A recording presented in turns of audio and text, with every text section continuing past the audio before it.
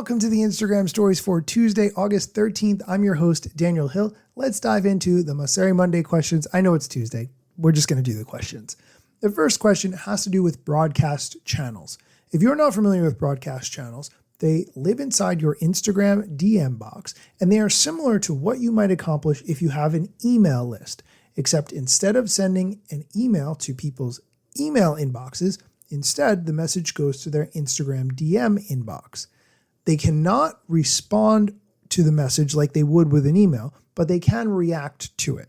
And you, as the owner of that broadcast channel, have the ability to send messages. You can send voice memos. You can send pictures, videos, and so forth. You can even share Instagram posts, but it's not a two-way back and forth kind of conversation like you might have on Instagram comments or emails or other places.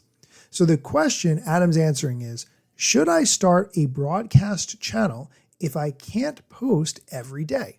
Here's Adam's answer. You don't need to have something to post every day to start a broadcast channel, but I would only start a channel if you have a strategy for it. Now, a channel is for a subset of your followers who are really passionate about you and want to actually allow you to message them whenever you want and buzz their pocket. So if you have some sort of content strategy, some sort of content that you think is interesting to those who are really, really passionate about you, that a broadcast channel is a great tool. If not, no pressure. This question got me thinking, should I be sharing my podcast and relevant show notes to my broadcast channel? It would only take me an extra minute or two in order to do that. And would that be something that would benefit you as the listener? If you're listening to this while you're driving, you might not get necessarily to finish the episode before you arrive at your destination, or maybe you want an easier way to access the links instead of the show notes. You want that inside Instagram for whatever reason. Maybe that makes sense. I'm going to give that a test and see how it goes. Let me know what you think. And if you are not subscribed to my broadcast channel, you can find me on Instagram at Daniel Hill Media. Let's go on to the next question. If you remember the Instagram news from last week, you recall that I mentioned that when it comes to videos on Instagram, measurement of how many times that video was seen is measured in plays. However, Instagram is changing from plays being the measuring metric to views instead. So the question, why switch to views as the primary metric? Here's Adam's answer. So for those of you who don't know, we've actually moved to views across reels and photos, carousels, and stories, just to have one standard metric. So before we had impressions on photos and we had plays on videos, and basically now we just have views. So views is just, was the piece of content on the screen and did someone see it? And so that is basically the new impressions, and it applies to videos and to photos. So it's just easier to understand across the board. You can now compare your photos and videos. Honestly, I do not find this switch from plays to views to be the earth-shattering thing that so many other people seem to, but maybe I'm just missing it. Maybe it's just me. I don't know. Let's go on to the next question. Why are you prioritizing sends? That question needs a little bit of context. When a post is made on Instagram, Instagram will show it to more people if the people that initially see it engage with it. And, for instance, send it to other people that they're friends with because it's funny, because it's educational. Whatever reason they might want to share it, the more likely a video is to be shared, the more the Instagram algorithm is going to show it to more people. The question, why are you prioritizing sends? To be clear, when we rank content, we're trying to figure out what you're interested in because we can't know for sure. So we look at proxies, like how likely you are to send it and how likely you are to like it and how likely you are to comment on it. And we tend to look at sends, not only sends, but we do look at sends because they're a great way of not just helping people discover content, but helping people connect over content. We want to be a place where people come together around creativity. So if you discover something you think is amazing and you send it to a friend, that's kind of a rad experience and really something that Instagram is uniquely good at. And so we're leaning into that differentiator, that idea of coming together over your interests. That does make sense. If you watched something or you looked at a picture and you thought it was so good that other people should know about it, the algorithm should reward that kind of content. The real trick is making content that is good enough that people want to share it with others. Since we are talking about the Instagram algorithm, let's continue with that theme. What's a more important signal, non-follower views or follower views?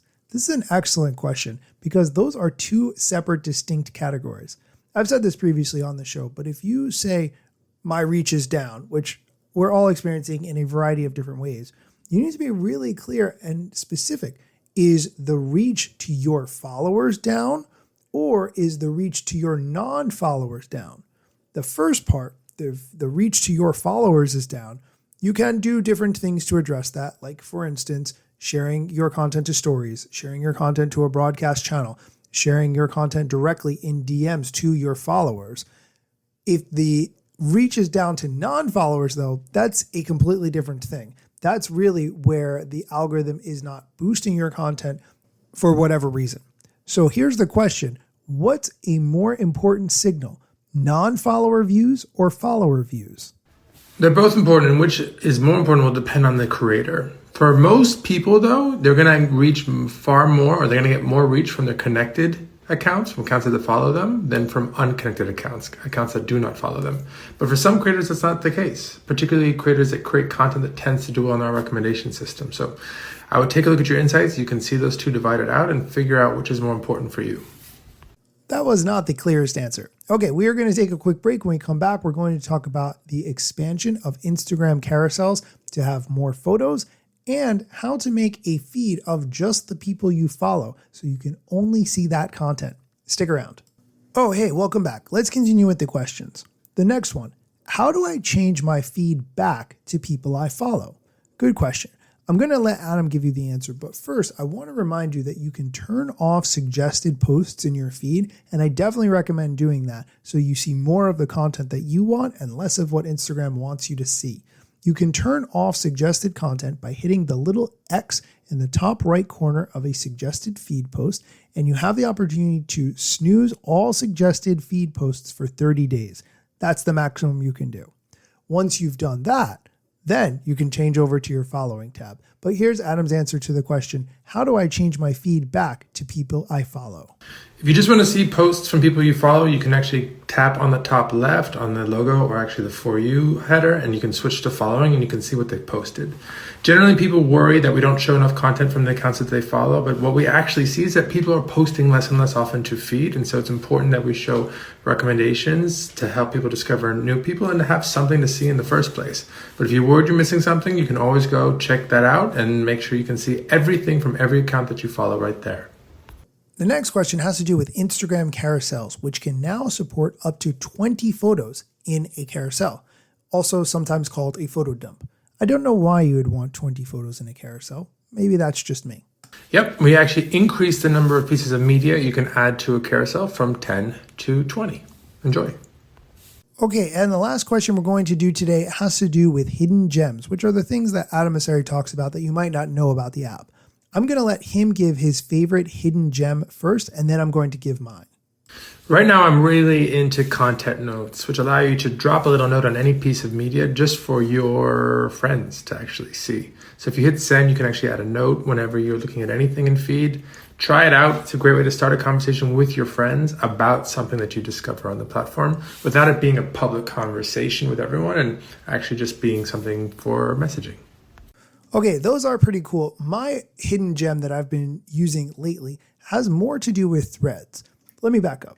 I have friends who send me reels all day long, and I love those friends. Some of those reels are good. Some of them I've seen weeks before on TikTok, but I just have friends sending me these reels constantly all day long. I like to send things back, but instead of sending TikToks, which they're never going to watch because they're not on TikTok, I instead send them random threads. So my hidden gem is the ability to send a thread to someone's Instagram DM box, find a funny one, find one that you think they would like, and send it to them because I guarantee they haven't seen that before because they're not on threads. It helps you stand out and it shows that you really know threads, which you do because you listen to this show. Okay, that is going to do it for today's episode of the show. As always, thank you for listening, and be sure to come back next time for more social media news, strategy, and other things that you need to know about. Instagram news got you covered. Sometimes even TikTok, relevant platforms in the metaverse ahead of the wave without a break or a pit stop. Still waiting for Zuckerberg to give me the big job. Pause. Use trademarks and logos with Insta's permission, of course. If you like the show and you gain some good info, maybe leave a review. It's a type of applause. Just drop me a message if you want to collab. If you got some good content or you want to run ads, at Daniel Hill Media is where I am. TikTok, Facebook and Instagram.